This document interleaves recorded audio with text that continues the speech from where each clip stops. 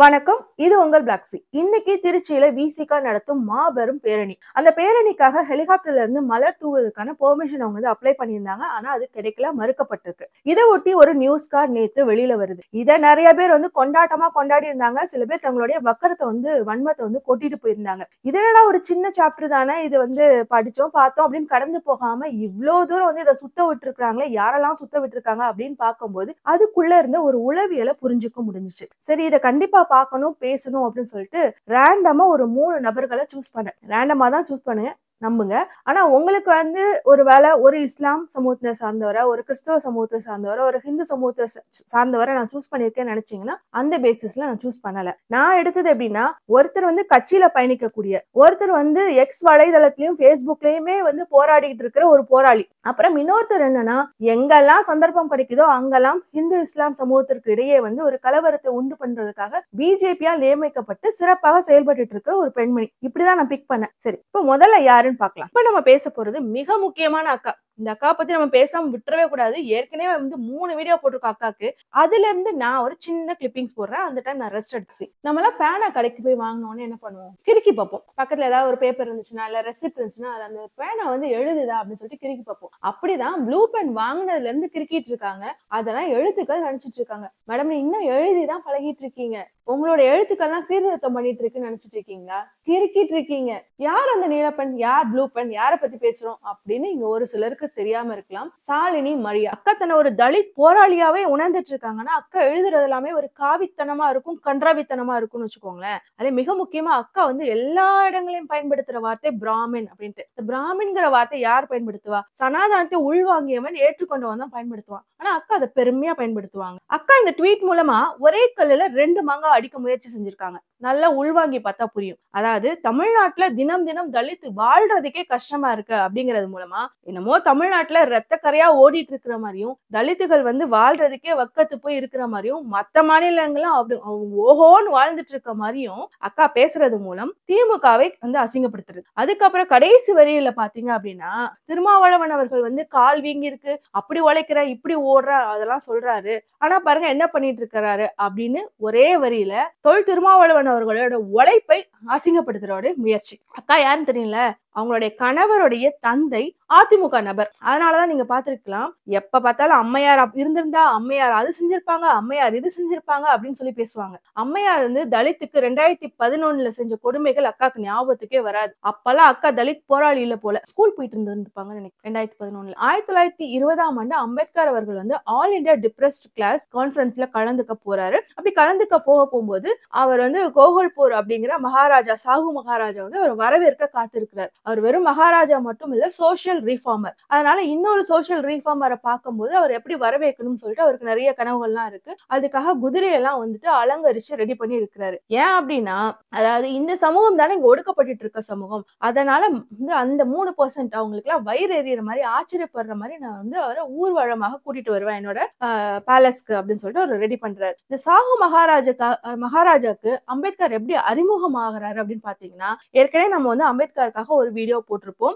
அந்த வீடியோல அவருடைய பிறந்த நாள் அன்னைக்கு போட்டது. அம்பேத்கர் எப்படி அமெரிக்காக்கு போனாரு, அவருக்கு எப்படி அந்த வாய்ப்புகள் கிடைச்சது, யார் மூலமாக கிடைச்சது அப்படிங்கிற பத்தி எல்லாம் பேசியிருப்போம். சயாஜி ராவ் அப்படிங்கிற பரோடாவை சேர்ந்த ஒரு மகாராஜா மூலமா தான் அம்பேத்கருக்கு அந்த வாய்ப்பு கிடைக்குது. சோ அந்த மகாராஜா தான் சாகு மகாராஜாவிடம் அம்பேத்கரை அறிமுகப்படுத்தி வைக்கிறாரு. இவ்வளவு பெரிய தலை சிறந்த தலைவரா அவர் வரும்போது நான் இப்பெல்லாம் கூட்டிட்டு போகணும் அப்படின்னு கனவோட பிரம்மாண்டமாக அந்த குதிரையில அவரை அழைத்துட்டு போறார் இந்த மகாராஜா. இதெல்லாம் எதுக்கு நடக்குது? நீங்க சொல்ற மாதிரி தலித் சமூகம் இதை விட அந்த சமயத்துல ரொம்பவே கஷ்டப்பட்டிருப்பாங்க. ஏன் அம்பேத்கர் இதெல்லாம் பண்ணாதீங்க, எனக்கு வேண்டாம், என்னோட சமூகத்துல ரொம்ப கஷ்டப்பட்டுட்டு இருக்காங்க, நான் இதை ஏத்துக்க மாட்டேன் அப்படின்னு சொல்லல. அப்படி ஒரு நிகழ்வு நடந்தனாலதான், அப்படி ஒரு வரவேற்பு நடந்தனாலதான் 20,000 மக்கள், அதாவது அந்த கிராமம் மட்டும் அல்லாமல் அதை சுத்தி இருக்கிற கிராமத்துல இருக்கிற அத்தனை பேருமே கலந்துக்கிட்டாங்க அப்படின்னு ஒரு தகவல் இருக்கு. அதை யார் சொல்லியிருக்கா அப்படின்னா, அதாவது இப்போ 80 வயசுல இருக்கிற ஒரு நபர் அவருடைய தந்தை 5 வயசு இருக்கும் போது நடந்தது அப்படின்னு சொல்லி தன்னோட மகனுக்கு சொன்ன விஷயத்த வந்து அவர் வந்து பதிவு பண்ணியிருக்காரு த வீக் அப்படிங்கிற ஒரு மேகசின்ல. நான் அதை முடிஞ்சா இங்க ஸ்க்ரால்ல போடுறேன், நீங்க பாத்துக்கோங்க. இதெல்லாம் நீங்க படிச்சது இல்லையா?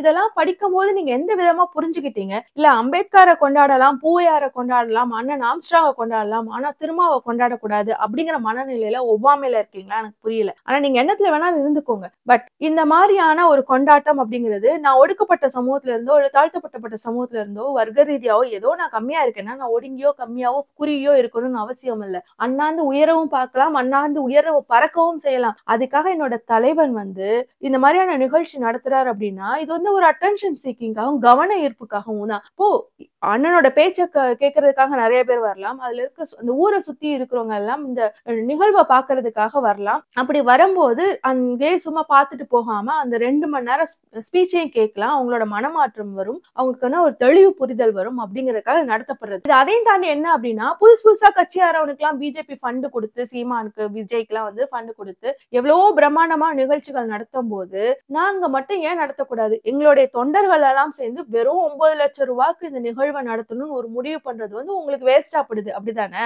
இன்னும் கொஞ்சம் பெட்டரா யோசிச்சு பாருங்களேன்.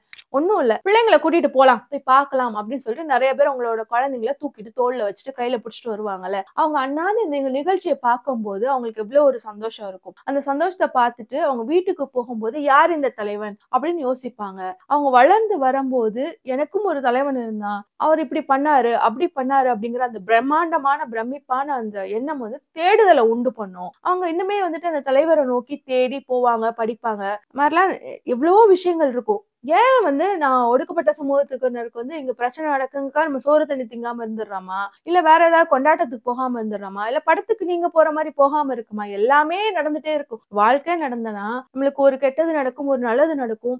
அந்த நல்லதே வந்து நம்மளுக்கு வேற சிலருக்கு ஒரு படிப்பினையா அமையும். அப்படிங்கிறப்போ இது ஏன் செய்யக்கூடாது? இது எவ்வளவு பெரிய சமூக மாற்றத்தை உண்டு பண்ணுன்னு கூட உங்களால புரிஞ்சுக்க முடியலையா? இது இவர் தான் முதல்ல பண்ணியிருந்தா கூட நீங்க இந்த மாதிரி கேவலமா யோசிக்கிறது புரிஞ்சுக்க முடியுது. அம்பேத்கருக்குமே அது நடந்திருக்கு, அவர் அதை ஏத்துக்கிட்டாரு. இப்ப விட அப்போதான் இன்னும் சமூக சூழல் வந்து ரொம்பவே மோசமா இருந்துச்சு. அப்படிங்கிறப்போ கம்பேர் பண்ணி கூட யோசிக்க முடியாத அளவுக்கு உங்களுக்கு வந்து ஒவ்வாமை தடுக்குது இல்லையா? இன்னும் கொஞ்சம் குழந்தை பிள்ளைக்கு சொல்ற மாதிரி சொல்லட்டுமா? உனக்கு பிடிச்ச சீமான் என்ன சொல்றாரு? பறையர்னு போட்டுக்கோ, பல்லன்னு போட்டுக்கோ அப்படின்னு சொல்றாரு. அது பெருமை இல்ல, இதுதான் பெருமை. தலை குனிந்து நான் நிக்கணும்னு அவசியம் இல்ல, தலை நிமிர்ந்தும் நடக்கலாம், தலை உயர்த்தியும் பார்க்கலாம், வானில் கூட பறக்கலாம். என்னோட கனவு ஏன் பெருசா இருக்க கூடாது? அதேதான் அம்பேத்கரும் சொல்றாரு. என்ன சொல்றாரு? we can uplift our people not with food, with the dignity, with the visibility அப்படின்னு சொல்றாரு. இப்போ என்னோட குழந்தைங்களை நாங்க கூட்டிட்டு வரும்போது என்னோட சாதி இது, எனக்கு என்னடா என்ன இப்படி பாக்குறாங்க அப்படிங்கிறது இல்லாம என் தலைவன் இவன், என்னோட கனவுகள் இது அப்படின்னு உயர்ந்தவன் பறக்கலாமே. சாதியை போட்டு உயர்ந்து இருக்கணும் அவசியம் இல்ல, கனவுகளும் சிந்தனையும் உயர்ந்து இருக்கணும். அக்காவுடைய இந்த பதிவுக்கு கீழே ஒருத்தர் ரிப்ளை போட்டிருக்காரு. அவர் கேட்ட விதம் வேணா கொஞ்சம் நம்மளுக்கு மாற்று கருத்து இருந்தாலும் அவர் கேட்ட கேள்வி சரியான கேள்வி. இதே கேள்வியை நம்ம வீடியோலயுமே அக்காவுக்கு கேட்டிருக்கோம். என்ன அப்படின்னா, தலித் சமூகத்தினருக்கு வந்து பிரச்சனை அப்படின்னா தினம் தினம் நீ என்ன சோறு தண்ணி திங்காமலா இருக்க, நல்லா லிப்ஸ்டிக் எல்லாம் போட்டு எங்கயாவது கிளம்பி போயிட்டு தானே இருக்க அப்படின்னு சொல்லி கேட்டிருக்காரு. அதுக்கு அக்கா என்ன சொல்லியிருக்காங்க அப்படின்னா, இதுவும் அதுவும் ஒண்ணானு. ஆமாக்கா, இதுவும் அதுவும் ஒண்ணுதான், நீ என்னத்தை தூக்கிட்டு வரையோ அதேதான் அவரும் கரெக்டா தூக்கிட்டு வந்திருக்கிறாரு. தலித்துக்கு பிரச்சனை அப்படிங்கறதுக்காக நீ சோறு தண்ணி திங்காம இருக்கியா, இல்லைன்னா எங்கேயும் கிளம்பி போகாம அழுதுட்டு ஒப்பாரி வச்சிட்டு இருக்கியா? எல்லாம் சரியா தானே செஞ்சுட்டு இருக்கிற. அதனாலதான் அவர் கரெக்டா தான் கேட்கிறாரு. இதே மாதிரிதான் நம்மளுமே வந்து எப்பவுமே ஒரு சமயத்துல இதே கேள்வியை கேட்டிருந்தோம். மிக முக்கியமா நான் எதுக்கு அந்த கேள்வி கேட்டேன் ஞாபகம் இல்ல, ஆனா எந்த இன்சிடென்ட் வச்சு கேட்டேன் அப்படின்னா, ஆம்ஸ்ட்ராங் அண்ணாவுடைய கொலை அப்போ வந்து அக்கா ஒப்பாரி வச்சு அழுதுருந்தாங்க. அவங்களுடைய அண்ணா தினம் தினம் வந்து அவங்க அண்ணா அண்ணான்னு கூப்பிடுற ஒரு நபர் வந்து இன்னைக்கு இல்ல, அதுவும் கொலை செய்யப்பட்டிருக்கிறாரு அப்படிங்கிறப்ப யாரா இருந்தா அழுவாங்க. பார்த்த உடனே ரொம்ப பாவமா தான் இருந்துச்சு. சரி அப்படின்னு நினைச்சிட்டு இருக்கும் போது ஒரு நாள் விட்டு 3வது நாள் நினைக்கிறேன், அங்க அண்ணனுக்கு 3வது நாள் காரியம் கூட நடந்திருக்காது. அக்கா லிப்ஸ்டிக் எல்லாம் போட்டு கண்ணாடி எல்லாம் போட்டு ஏதோ படத்துக்கு போறேன்னு சொல்லிட்டு ஒரு செல்ஃபி எடுத்து எக்ஸ் தளத்துல போட்டிருந்தாங்க.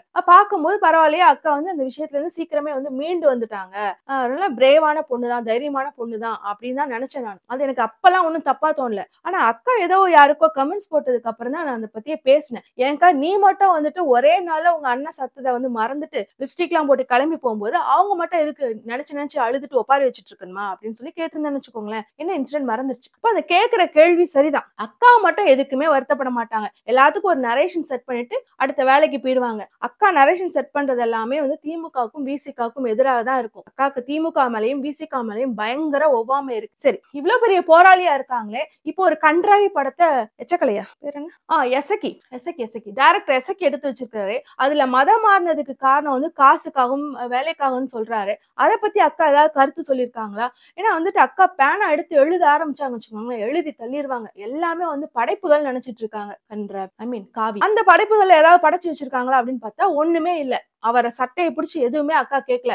ஏண்டா நாங்க வந்து எவ்வளவு ஒடுக்குமுறையும் அடுக்குமுறையும் சந்திச்சதுனால இந்த ஹிந்து மதமே வேண்டான்னு சொல்லிட்டு நாங்க வந்து கிறிஸ்தவ மதத்துக்கு மாறி இருக்கோம். நீ என்ன தைரியம் இருந்தா இப்படி படம் எடுத்து வச்சுன்னு அக்கா கேட்டாங்களா? கேட்டிருக்க மாட்டாங்க. ஏன்னா அக்கா கிட்ட போய் நீ கேட்டியா அப்படின்னு கேட்டா அக்கா ஈஸியா சொல்லிட்டு போயிடலாம். நான் இந்த படம் நான் இன்னும் பாக்கல, கருத்து சொல்ல ஒண்ணும் இல்லைன்ட்டு. மத்ததெல்லாம் என்னமோ படிச்ச மாதிரியும் பார்த்த மாதிரியும் தான் பேசுவாங்க. ட்விட்டர்ல வந்து எனக்கு உருட்டிட்டு பேசுறது, இதை மட்டும் கேள்வியே கேட்காத மாதிரியும் கண்ணிலேயே படாத மாதிரியும் அப்படியே சுத்தி வந்துட்டு இருக்கிறது. சரி, இதைதான் கேட்கல, வேற ஏதாவது கேட்டிருக்காங்களான்னு பார்த்தா அர்ஜுன் சம்பத் நேத்து வந்து கேரளா துறைமுகத்துல ஒரு பெரிய இன்டர்நேஷனல் சரக்கு கப்பல் வந்து நின்றுருக்கு.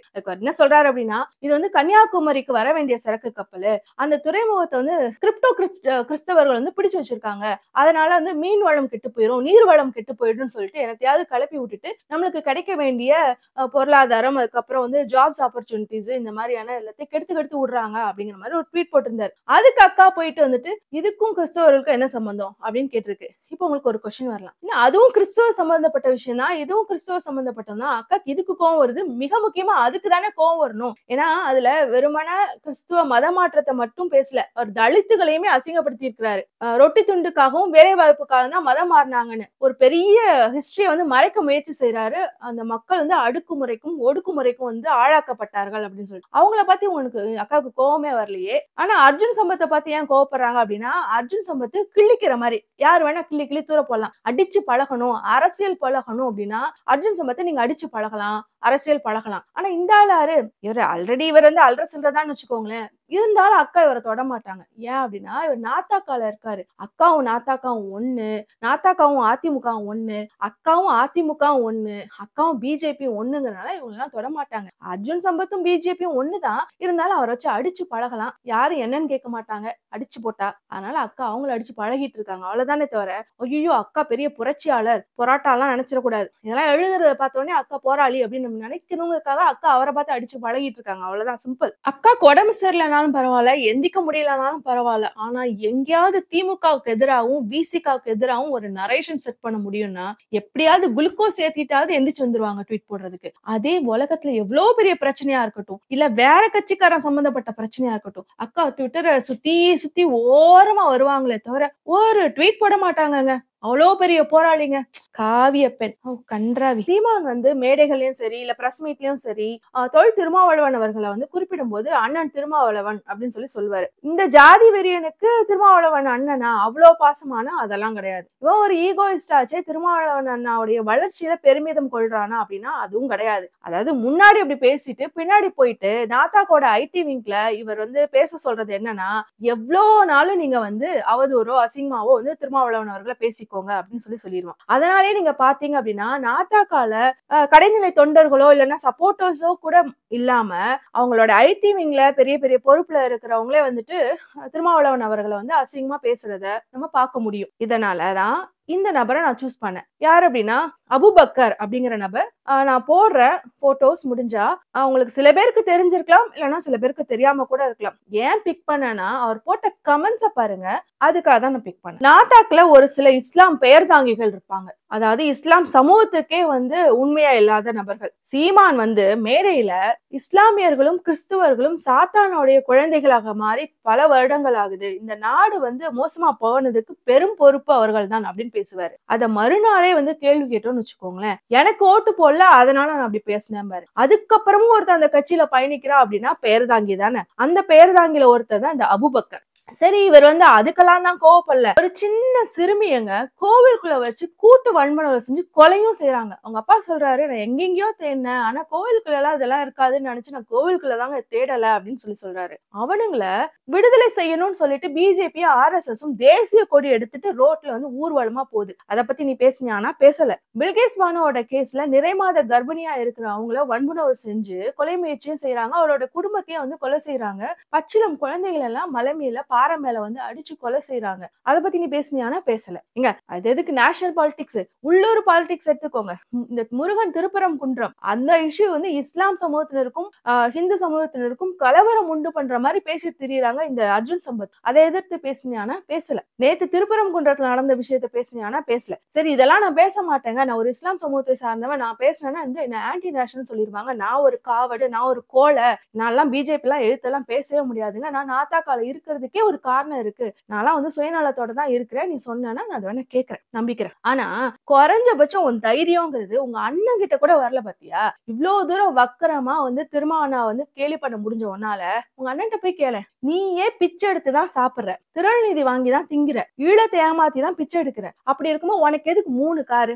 35 லட்சத்துக்கு உன் பிள்ளைங்களுக்கு எதுக்கு ஸ்கூலு அப்படின்னு கேட்டிருக்கியா? ஒரு கார் போதாதா அப்படின்னு கேட்டிருக்கியா? கேட்க மாட்டேன். திரள் நிதி எடுத்து காசு கொழுப்புல 3 கார் வாங்கி போடுவானா, அதே திரள்நிதி பிச்சை எடுத்து காசு கொழுப்புல அவங்க பிள்ளைங்களை 35 லட்சம் ரூபாய் ஸ்கூல் ஃபீஸுக்கு இன்டர்நேஷனல் ஸ்கூலுக்கு அனுப்புவானா, அதே திரள்நிதி பிச்சையில காசு கொழுப்புல 2.5 லட்சம் ரூபாய் மாசம் வாடகைக்கு ஒருத்தன் வீட்டுல இருப்பானா, அவன் கிட்ட அவன் கட்சியில சேர்ந்துட்டு நொட்டுவானா. ஆனா இவனோட கேள்வி எல்லாம் யார பார்த்து இருக்கும் அப்படின்னா, சரி என்கிட்ட பேசிட்டு போறாங்க அப்படின்னு அமைதியா கடந்து போற விசிகாவை பார்த்து இருக்க மாட்டான். எல்லாம் ஏன்டா? அடுத்த அக்கா சுமதி யாருன்னு கேக்குறீங்களா?